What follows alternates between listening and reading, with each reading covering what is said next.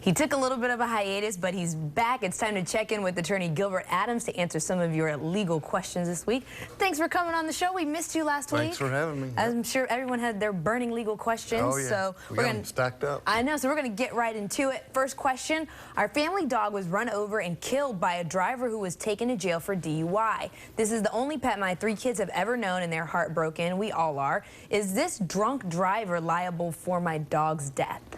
Well, the answer is yes and no. The courts have looked at this about 100 years ago, and they said that all a responsible party is liable for is the value of the dog, which if you bought it as a puppy, what, $250, $500 or something, but not liable for the emotional damages. Right.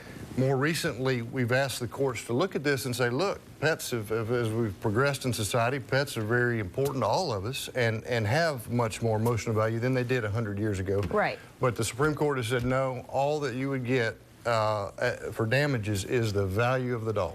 And I'm not sure if this person knows that, but if the person was drunk and driving, that's one thing, but if they are just a habitual drunk driver, that's something else. Even still, that's all they're going to be able to get is whatever they paid for the dog. And perhaps if you were able to show that perhaps it was a breeding dog and you got monies for stud services or something like that, you could get that value too. Gotcha.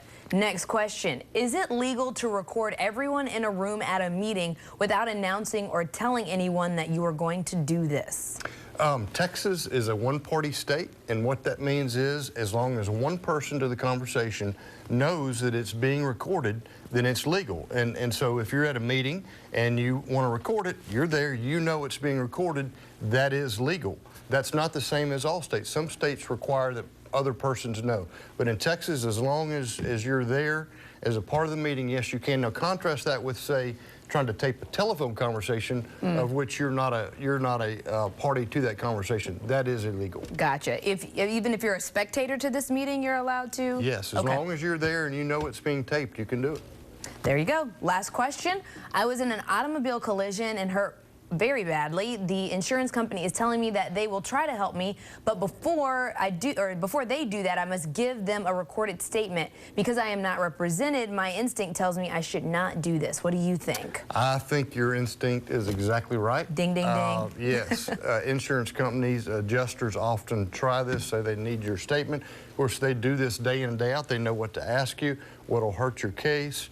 I would recommend that you not give a recorded statement, at least before seeking the advice of an attorney. Awesome. Thank you so much, Attorney Gilbert Adams. We appreciate you because he's giving way better legal advice than I am. Thanks for having me. No problem. All right, time to find out what